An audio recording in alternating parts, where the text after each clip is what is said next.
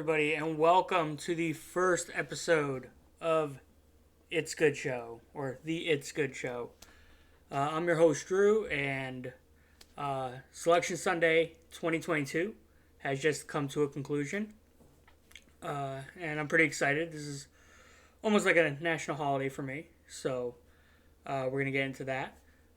Basically, since this is episode 1, real quick, we're going to get into, what this channel is. I wanted to do it live, but because YouTube's terrible, I had to do some stupid verification thing to be able to actually stream live on a new channel.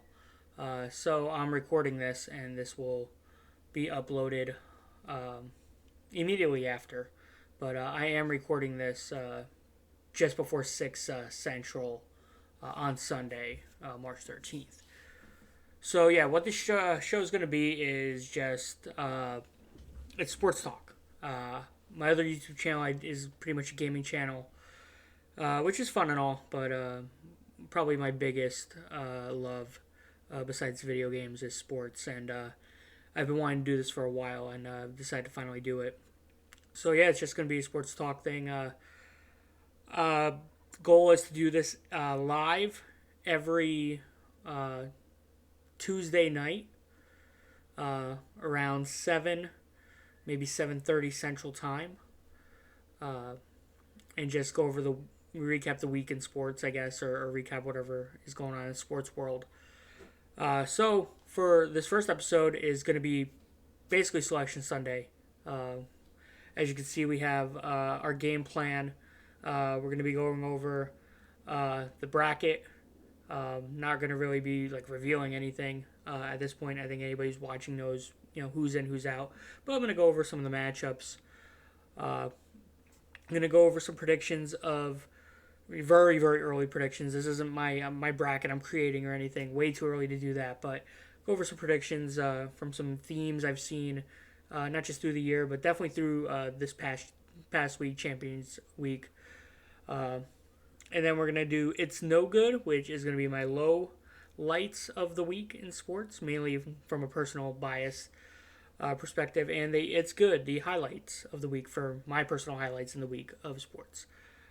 So, with all that said, let's just start because we got a lot to cover. And that is not good. Gotta love technical difficulties already.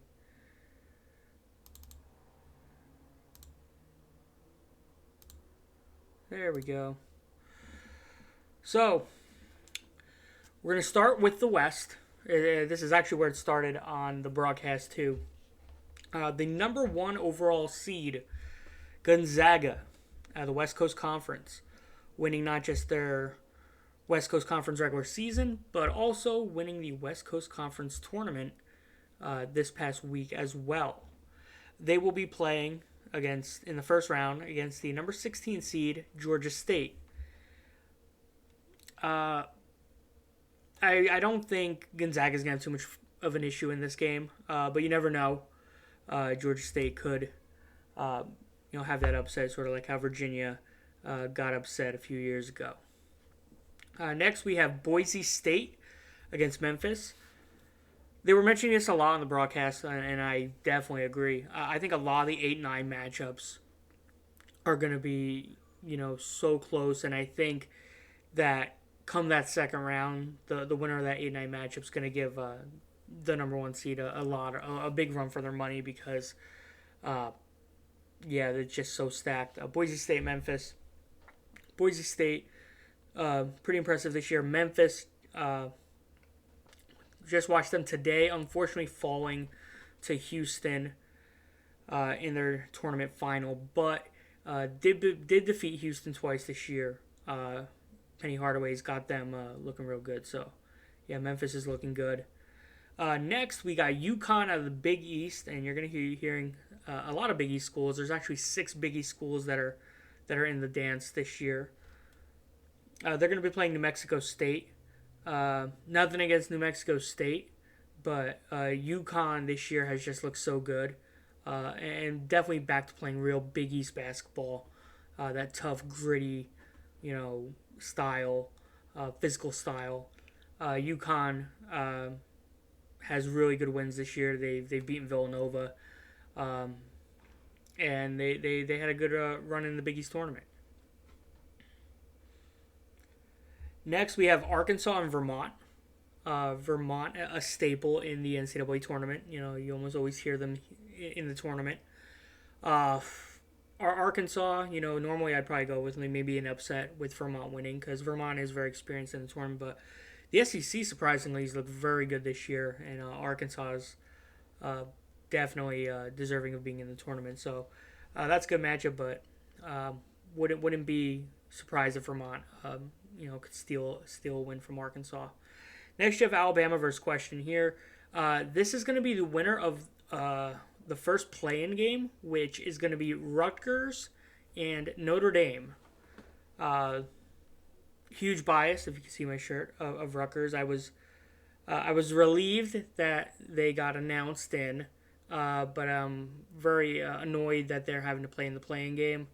They had a strong schedule in the Big Ten, and you'll hear a lot of Big Ten schools as well because the Big Ten has the most representatives, I think, with 9 schools making it in the tournament from the Big Ten.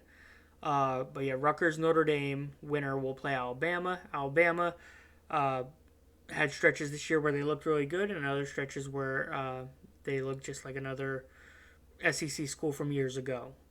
I do feel that that's a game you can pick whether Rutgers or Notre Dame wins. I think Bama doesn't get out of the first round.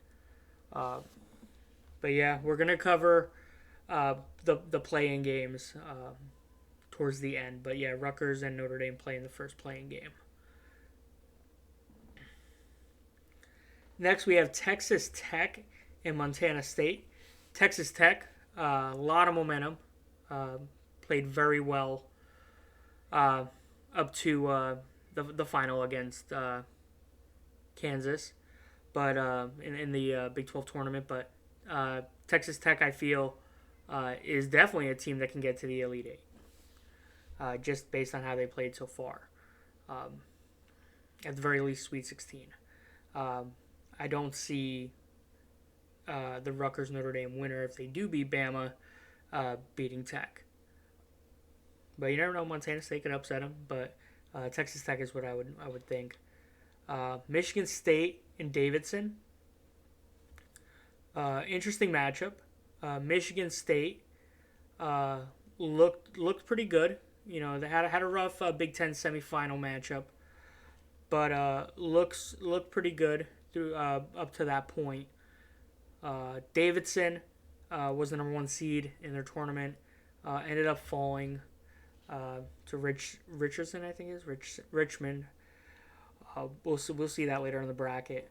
But Davidson's one of those teams that can upset you, and they have a lot of scoring. So far from a gimme. I think this 10-7 matchup can definitely go to the 10. Not a given for Michigan State. And now we get to the bottom of the West, which is the number 2 seed Duke Blue Devils taking on Cal State Fullerton. Funny thing is, last night I watched both of these matchups, both matchups that involved these 2 schools. I'll start with Cal State Fullerton. They played Long Beach State in an incredible game that it felt like in the first 5 minutes or so that Long Beach State was going to run away with it. They were trapping them. They were scoring at will. Long Beach State as that conference player of the year, who is just a stud. He can shoot from anywhere. He's point guard. Sorry, I can't remember his name. I think it's like Clayton or something. And I'm sorry, I can't remember his name, but he's a stud. But Cal State Fullerton, was able to fight and win last night and win the Big West tournament, which gets them in the dance. Don't sleep on them. Duke. What can I say about Duke this year? The fact that they even made the ACC tournament final was shocking enough. This team is not good, in my opinion. And I'm a Duke fan. I'm a huge Duke fan, but I'd say for the last month, maybe a month and a half, Coach K looks so exhausted, I think, just from everything, from the entire career. And he has, it's like, sort of, I want Duke to go one and done so his suffering with this really bad team can end. And he can go, march on in the sunset and relax and enjoy, retirement. But yeah, they look terrible. They're young, they're very young. They've proven that they can't finish a game. I wouldn't be surprised if 14 catches them. In reality, Duke should get out of the first round, but I don't see them getting any. I don't see them getting to the Sweet 16. It's just they're young and they don't know how to win. They don't know how to win. They don't know how to finish games. I don't care what the record says. They don't know how to win when it matters, and the fact that they want to call out UNC at the end of the Miami game, which you barely won, after you barely beat Syracuse, after you lost to North Carolina, and then you get Virginia Tech, the one that you didn't want because they were beneath you and they stomped you. So I'm a huge Duke supporter, but I didn't feel one bit sorry or sympathy for any of those kids. They got what they deserved against Virginia Tech. Virginia Tech looked good. In the tournament, they looked damn good against North Carolina, and they looked even better against Duke last night in the ACC final. Duke should get out of the first round. If they don't, then it'd be a perfect example of how the record is very overrated for how underwhelming this team is this year. But we'll see, and we'll be talking about Duke a little bit later on the show as well. So that's the West. We're going to go and what are we going to do? We're going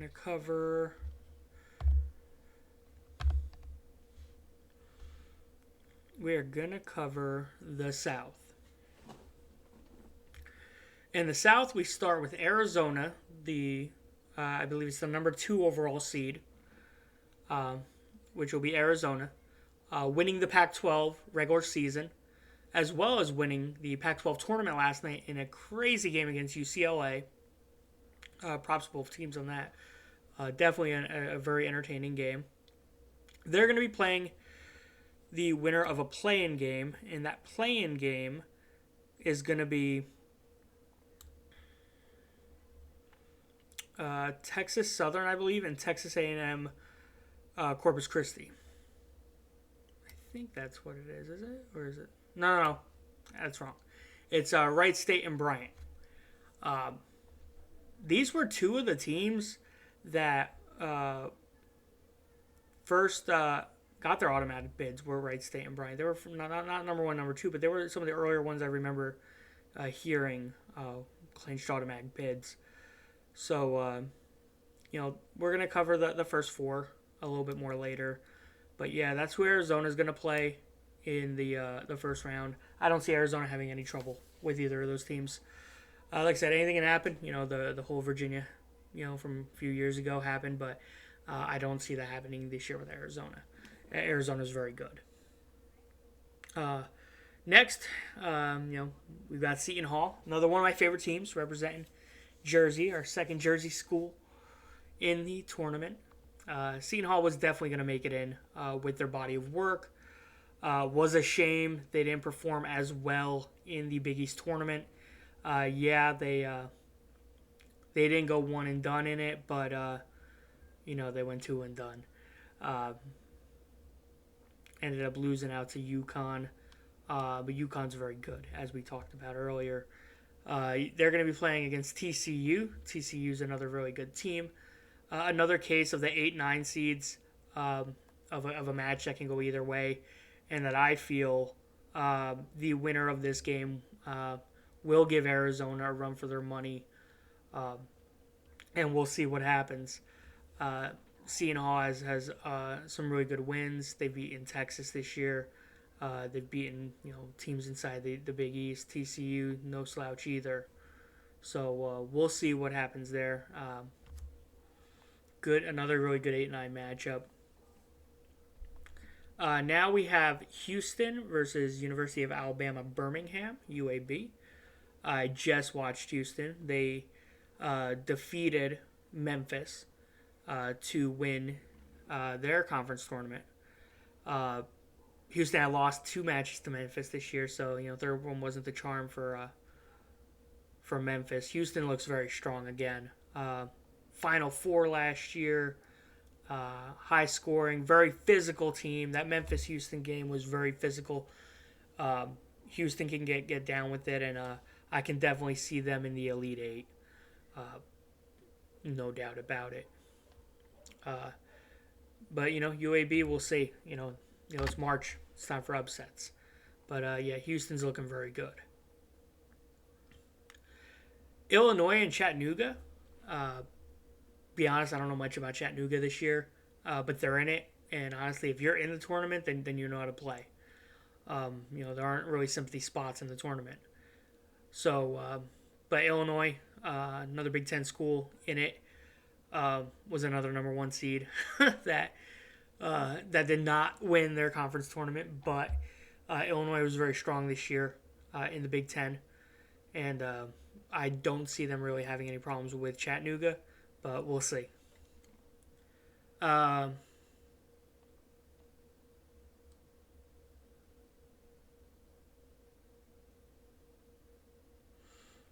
Here we have Colorado State and Michigan. Michigan Wolverines. This is interesting because I could have sworn on the broadcast that they said Michigan wasn't in it.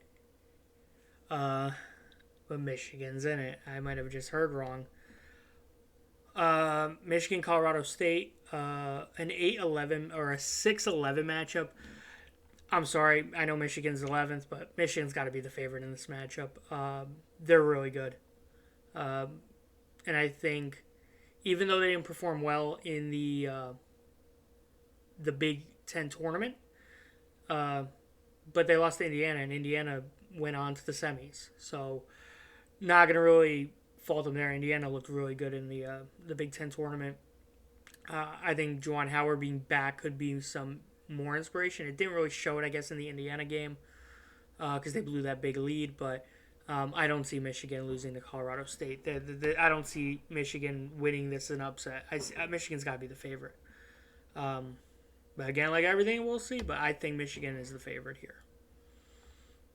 Tennessee and Longwood. I don't know who Longwood is, but damn well I watched a lot of Tennessee basketball over the last few days. And they're for real. Tennessee tied for second in the SEC and winners of the SEC tournament. They are legit. Those kids can play. I remember watching the rematch with Kentucky about a month and a half ago, maybe it was, when they ran it back at home against Kentucky after being embarrassed. Tennessee, man, they can score. They can play some defense. They're really fast. They've got size, speed. They've got it all. Tennessee is the team that, if they're in the Final Four, no one should be shocked. They're that good. I definitely see Tennessee being a real threat. I don't know who you are, Longwood. I give you no chance against the Volunteers. Next, we have Ohio State, the Buckeyes, against Loyola Chicago. This, I feel like, is a trap game. Ohio State did not do well in the Big Ten tournament, so they've had a lot of time to think.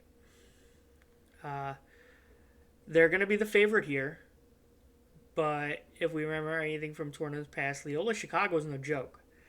I think this is a serious trap game for Ohio State. And if I'm the Buckeyes, I come out and play as aggressive as I can from the get-go. Because if Loyola Chicago hangs around and has a chance, I see them winning this game. Also, if they come out aggressive and punk out Ohio State start the game, and then that's the tempo we're going to go at. I can see it being a long day for the Buckeyes. So Ohio State, yeah, they're going to be the favorite, but I think it's a trap game. And finally, we have the number 2 seed in the South, Villanova, the winners of the Big East tournament, taking on Delaware. Delaware is going to be a good team. Made the tournament. It's all good. Villanova's not going down to Delaware. Sorry. It's not happening. Villanova can play and they can score a lot, or they can play like they did Saturday night in a very scrappy, physical game like they did with Creighton and still come out on top. They're also one of the most experienced teams in the tournament. A lot of veterans on that team, including, obviously, Mr. Villanova himself, Colin Gillespie. Yeah, Villanova, another team I could see making a deep run in the tournament.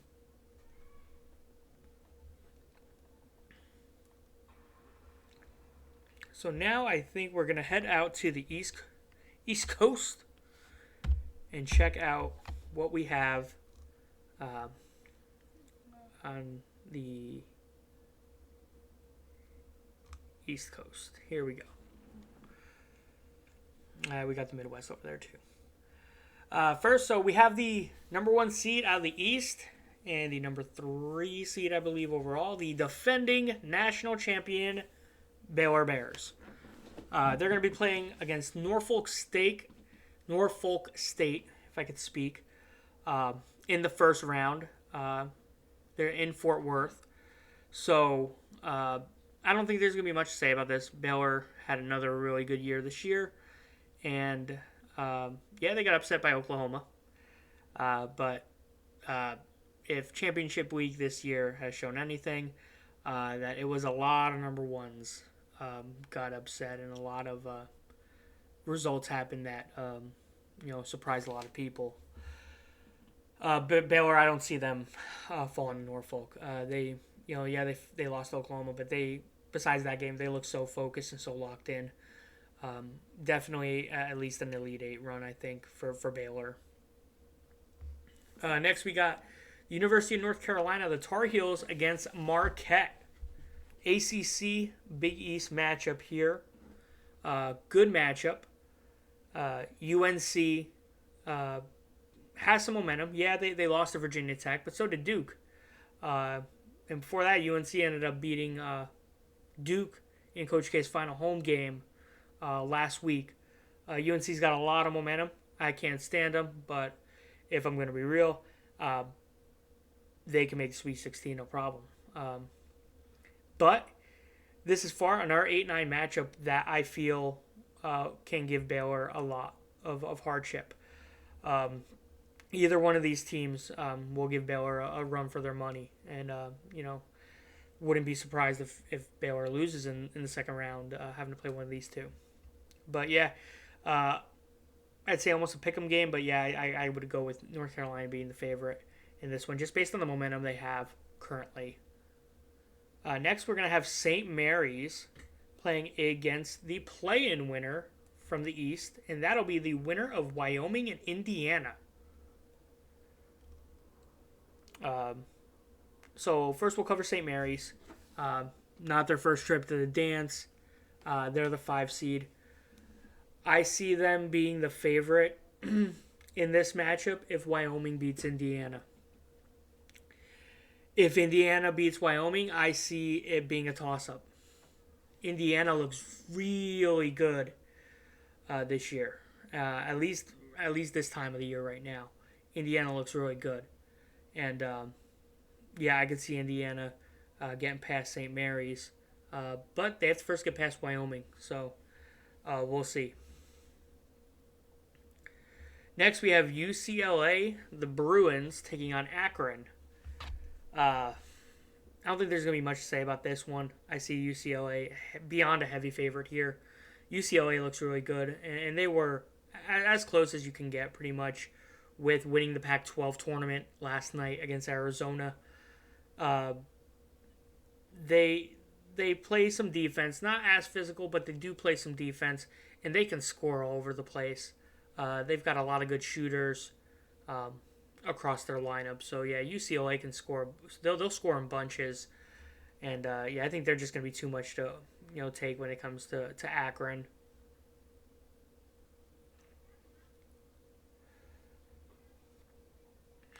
Texas and Virginia Tech. This is a crazy matchup. So what they mentioned this on the broadcast, and I completely agree. Virginia Tech is an 11 seed. Virginia Tech is an 11 seed. What did they do last night? They won the ACC tournament. That says if they didn't win the ACC tournament, they wouldn't be here right now. Maybe be a play-in, but probably not. They'd probably be one of the first 4 out. They had to win the ACC tournament just to get to an 11 seed. Texas. Pretty good season. I'll bring up something that made me happy. I'm sorry to my people in Texas. I'm here with y'all.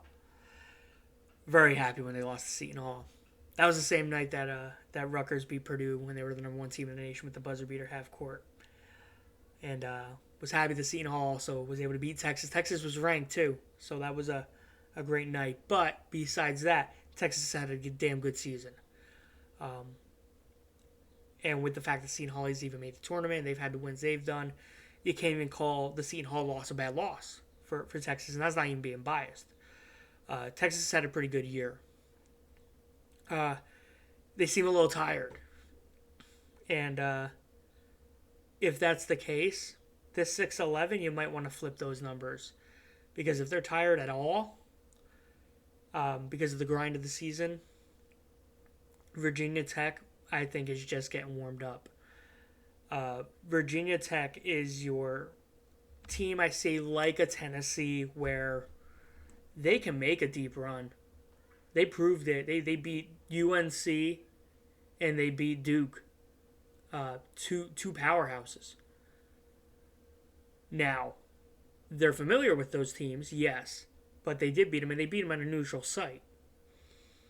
And they want to get in. So Virginia Tech and Texas, it's a pick 'em, I think. I think it's another pick 'em. Next, we have Purdue, the winners of the Big Ten regular season, taking on the winners of the Ivy League tournament, Yale.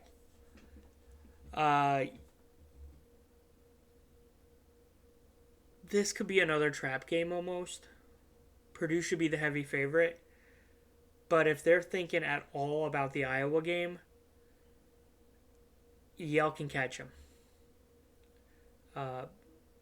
Yale can score. If Purdue at all is looking at the past and not focused on this matchup, this can be an upset easily. But in reality, Purdue should get out of the first round, no problem. But you never know. Next, we have Murray State and San Francisco. Be honest, not as familiar with either one of these schools right now. I do know Murray State from previous tournaments. San Francisco, I know it's a city in California. I know I've been there before. I know I've driven up there from SoCal, and it's a long drive. I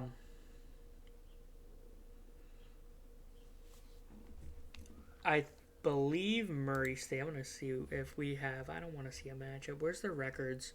Because I want to say that Murray State was one the team that was like 30-2.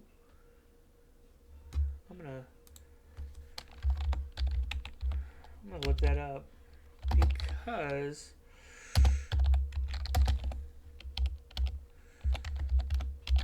I think that was the case. Yeah, Murray State was 27-2 and 20-0 in conference. Okay. Yeah, I remember. There was one of those teams that got in there like they had a lot of wins. I didn't know much about them, but with that kind of a record, you know what Murray State does? They know how to win. That's important.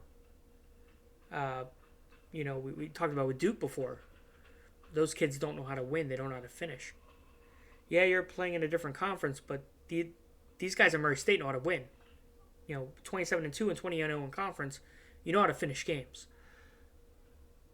Murray State should win this, but you never know. This is one of those games, like I say, I'm not familiar with them, but I would go based on record and knowing how to win. Yeah, I would go at Murray State.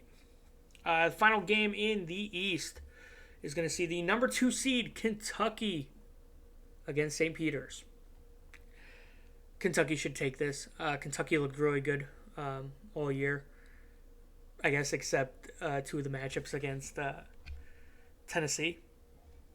Excuse me. But Kentucky, Coach Cal and everything, I don't see this being a trap game or a pick'em or a crazy upset. I don't see that happening. I see Kentucky at least getting out of the first round.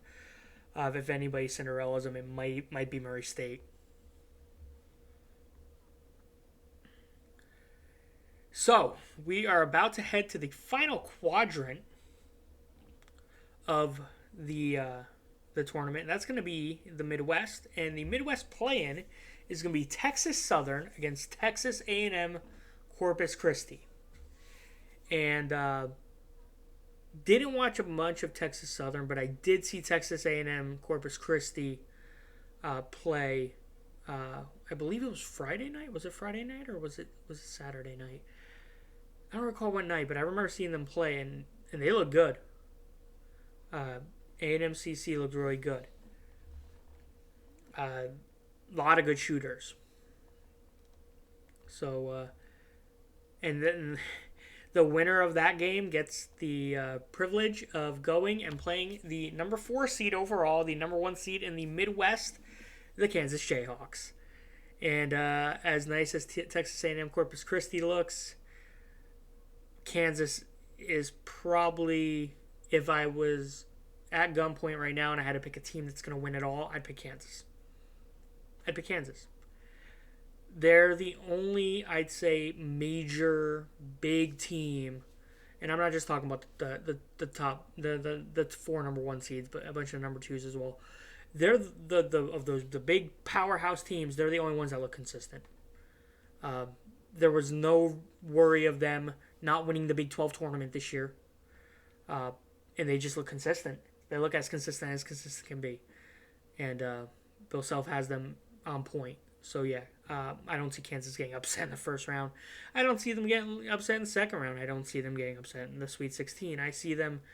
Kansas is probably the only number 1 seed I would probably put in the Final Four. If I had to pick another one, it might be Baylor. I don't know about Gonzaga. But yeah, Kansas is looking as dominant as a number 1 seed can look, I feel. And look damn good in the Big 12 tournament. Next, we have San Diego State and Creighton. San Diego State, another impressive year making the tournament. Another 8-9 matchup that is, some people might say a pick-em. I think Creighton's got to be the favorite based on momentum. The fact that they got to the Big East final in that crazy physical conference.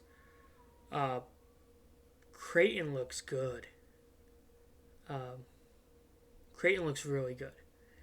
And I wouldn't be surprised at all if Creighton beat San Diego State here and went on to the round of 32 and played against Kansas. I think if I'm a Kansas fan, and I make it in here, I'm rooting for San Diego State because I think Kansas has a lot easier time with San Diego State than Creighton because Creighton's going to have nothing to lose, and they're going to play as physical can be. Another good 8-9 match. The 8-9 matchups are so good this year. My God, I'm excited. This is going to be a good tournament. We have Iowa and Richmond. Richmond, the ultimate spoiler. I hate them. I think I can fully say I think that Richmond winning their conference tournament today is the reason why Rutgers has to play a play-in game against Notre Dame. That's the reason, I feel. So, fuck Richmond. But, on the other side of that, give them all the respect in the world. They played their way in this tournament. They played their way and got in. Um, Iowa's looking really good. Another solid year by them.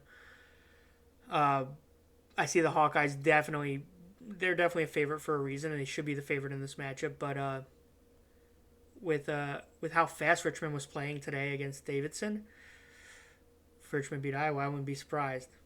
F them for making Rutgers have to play the play-in, but mad props to Richmond for beating the number 1 seed in their conference tournament, win that, and getting in the tournament. And I can see them being one of those Cinderella sleepers that bust some brackets up. Next, we have the Big East regular season champions, the Providence Friars. And if I'm correct, this is the final and 6th Big East team in the tournament. Big East tied for second with 6 representatives. The Big Ten with 9 representatives in the tournament this year. Providence and South Dakota State. Providence looked really good, but yet again another number 1 seed that did not win their conference tournament. But overall this season, Providence, I think, shocked a lot of people. And they're able to they score a lot, they score in bunches, and they play really good defense, and they play that physical Big East basketball defense. South Dakota State, I think, is going to be in for a long afternoon. In this one, I don't think there's any kind of a chance of a real upset. You never know. Anything can happen. But I think Providence, being a heavy favorite, they should be. Now let's go to Louisiana State University, LSU, against Iowa State. LSU apparently today fired their head coach. Was it today or yesterday? I believe it was either today or yesterday when the news broke that they let their head coach go. Interesting that happened on the eve of Selection Sunday, or on the day of Selection Sunday even. But LSU, Iowa State. I want to say that LSU should be able to overcome that, but again, this is college and these are kids. You never know. And especially a 6-11 matchup is almost a toss-em on its own. If I was forced to pick a winner here, I would pick Iowa State. I guess in the seeding upset, I would pick Iowa State over LSU, just due to everything that's happened with LSU in the last 24, 48 hours. Wisconsin and Colgate. Colgate making the dance once again. And Wisconsin representing the Big Ten in again. Wisconsin's going to be the favorite. I don't see this being a trap game or a surprise game. I see Wisconsin winning pretty handily and getting into the round of 32. We have the University of Southern California, USC, playing against Miami of Florida. No, this isn't football. We got them playing in college basketball. This is going to be a fun matchup. Give me this matchup about a month and a half ago or so, 2 months ago. I'd probably tell you USC be a favorite. I'd give them probably 6, maybe 7-point favorite. But with the performance I saw from Miami against Duke in the semifinal of the ACC tournament, Miami can play. Now, that could be misleading. Did Miami play well, or was just Duke that terrible? You know, see it as you will. I see it as, yeah, Duke was bad, but I saw Miami look very well. In a losing effort, yes. But Miami looked well. Miami has looked very good the past few weeks. This, I think, is a pick-em. USC, yeah, they fell to UCLA, but UCLA is one of those teams that if they made the Elite Eight, if UCLA made the Final Four, I wouldn't be surprised right now. You know, there are a ton of teams I can say I wouldn't be surprised. UCLA, Tennessee are just two of them, of the number 1 seeds. Excuse me. But yeah, I'd go pick them here. It's a tough matchup for sure to pick. I think it's gonna be. I think it's gonna be the physicality of Miami against the finesse of USC. And then our final first round matchup sees in the Midwest, the number 2 seed, the Auburn, against Jacksonville State.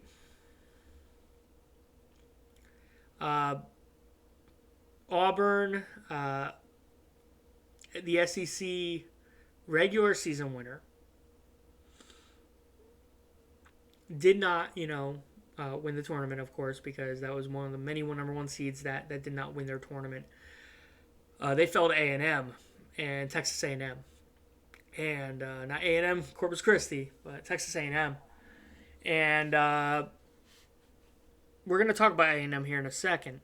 But Auburn, besides that slip, has looked very well this year.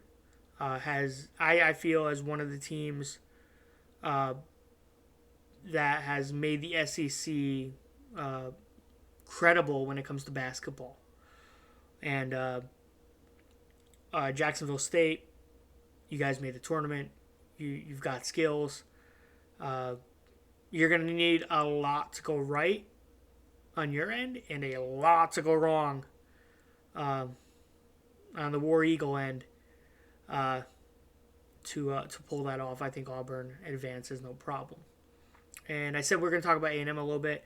Texas A&M, one of those teams that did not make the tournament. A&M, man.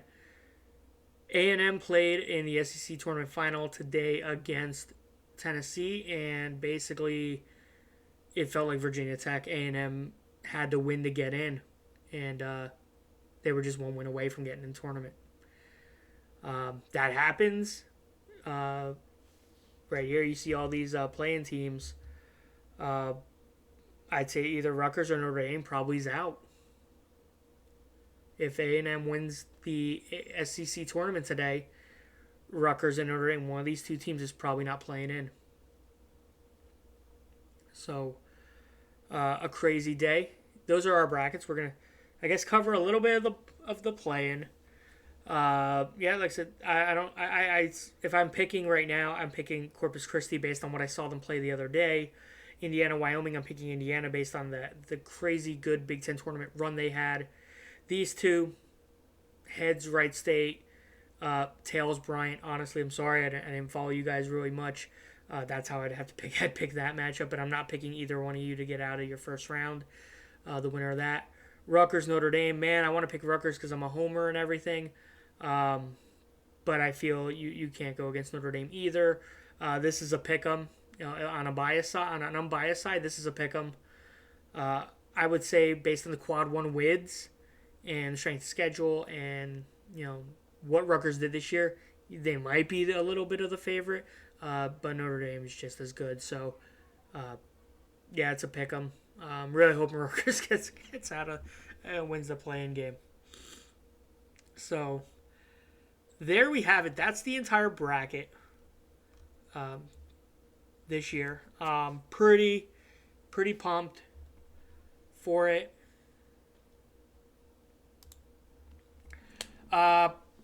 Predictions, I guess, for the tournament as a whole. I don't see a number one seed that's not Kansas winning the tournament. If any of the number one seeds are going to win the tournament this year, I see it being Kansas. I don't see it being Arizona. I don't see it being Gonzaga. I don't see it being Baylor. It's hard as hell to repeat. Baylor's good, but it's hard as hell to repeat. Gonzaga is one of those teams that are, you pick them every year and they either get knocked out quick or they get so close but don't win it all. Arizona's sort of like the new kid on the block when it comes to that high seeding. They look well. They look good, but and I'll be a homer here. Rutgers has more quad one wins than Arizona, and they're the number 2 overall seed. So, what does that tell you about what they've done this year? Yeah, they deserve their number 1 seed. They won their conference. They won their conference tournament in the Pac-12. But again, I'm not gonna go absolutely nuts over them. But if they make it deep, you can't be too surprised, I guess, because they're a number 1 seed. Lower, I guess, teams like Tennessee, Nova, Iowa, Yukon, those are teams I'd really look out for as being those non-number ones that get deep in the tournament. I'd go with a team like a Virginia Tech as a really low seed that can make a lot of noise and disrupt a lot of stuff. Murray State, like I said, they're 27-2 with a 20-0 conference record. They're a team that can bust brackets. Loyola Chicago can definitely bust some people's brackets day one. I think they play on the first day, if not the second day. But they can bust some round one brackets for sure. Hell, Gonzaga could be playing Memphis, in the second round. And Memphis is a physical team. So the Zags better score a lot because if they don't, they're going to get beat up. So a lot of stuff's going to happen.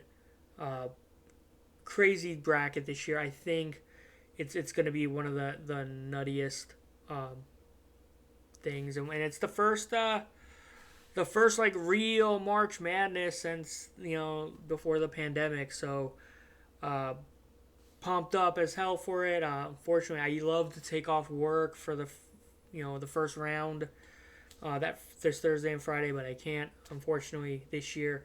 So I am going to be listening to the games with my earbud in while I work. But I'd love to be able to be sitting on this couch with 3 TVs, all the games going, all the analytics, all the stats, and everything at once, like I usually do. But unfortunately, this year I won't be able to do that. But, I am still going to keep up with it, of course. So I guess those are just some of the predictions. My bracket, I won't be doing my bracket probably until the play-in is done.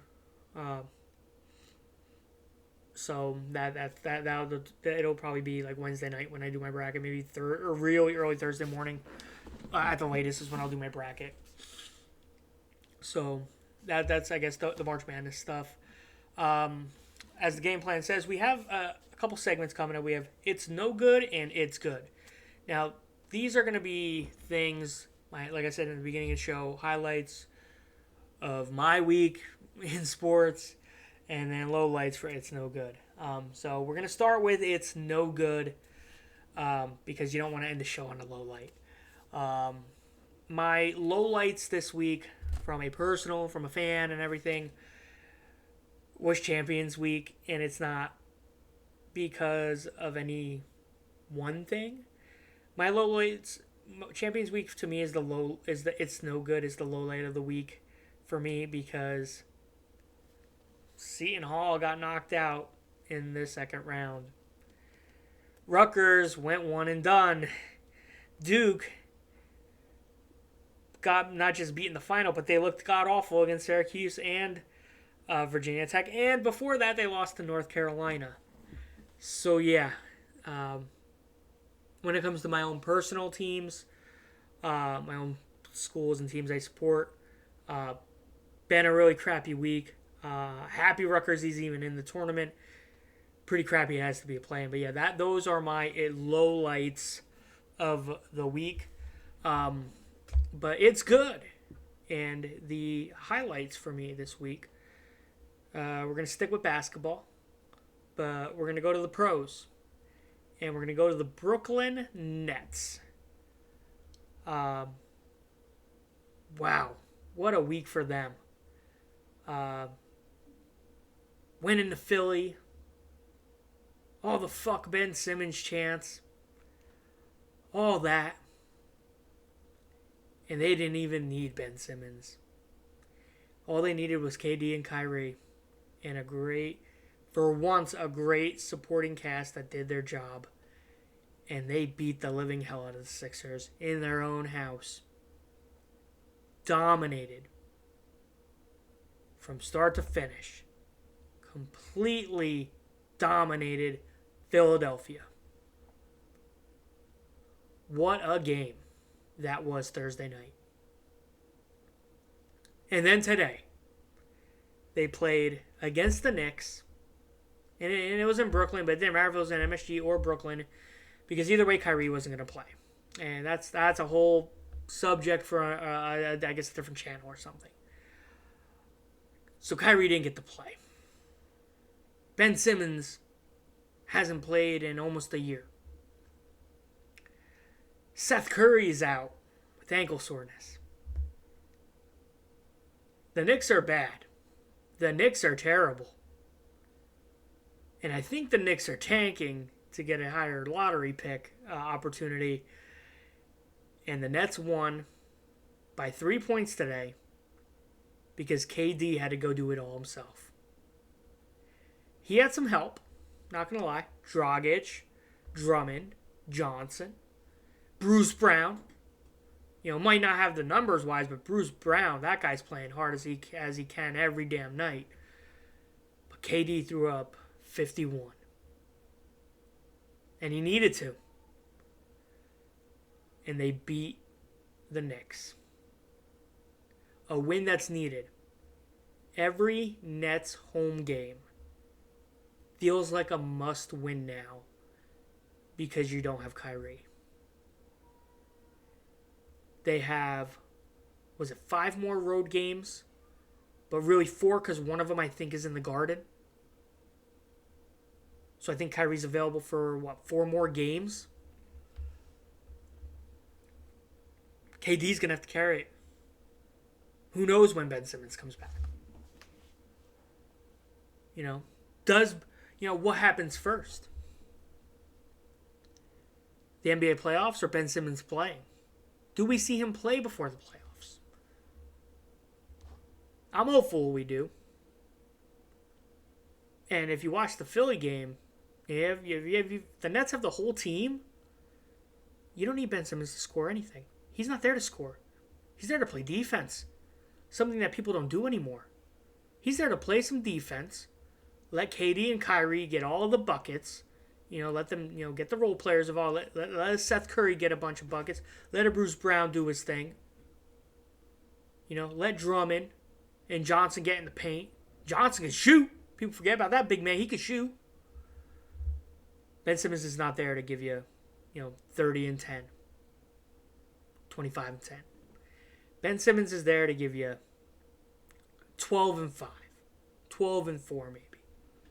12 rebounds, 4 blocks. That's what Ben Simmons is there for. That's why he needs to get healthy. Because all these home games coming up, it's a home field disadvantage for the Nets right now.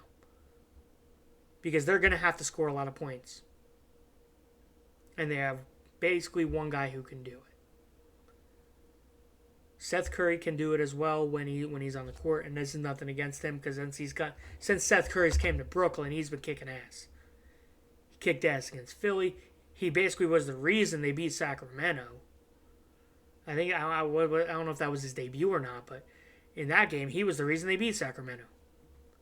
And I've heard it said there will be a time in the playoffs if the Nets can actually get out of the play-in where the Nets will win a game in the playoffs, and it'll be because of Seth Curry, and I fully believe that. Oh, yeah. He can shoot. He's not his brother. He doesn't need to be. He doesn't need to be his brother because he's got KD. He's got Kyrie. When Kyrie can play. That's my highlight. My highlight are the Brooklyn Nets this week. Great week for them. And, hopefully another great week for them coming up.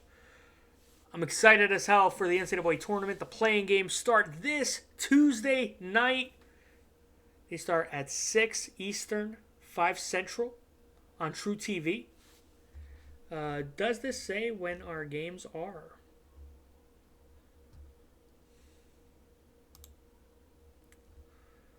Does this? No, I'm